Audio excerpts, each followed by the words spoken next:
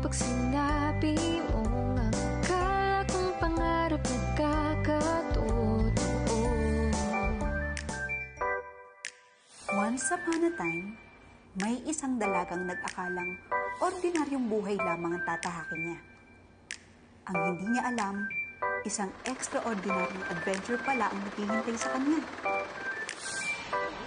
Dodobling ko sweldo mo. Please, Melody. Opo, tinatanggap ko. Dahil sa hangad niyang maitaguyod ang kanyang pamilya, namasukan ng dalaga sa isang malaking palasyo para alagaan ang mga anak ng hari.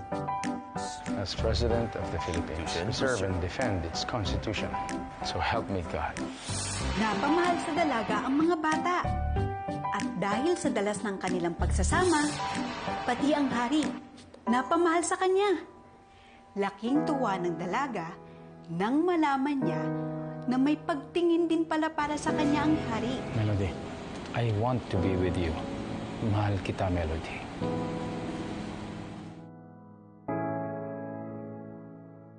Marami ang naging hadlang sa pag-iibigan ng dalaga at ng hari. What the hell are you doing?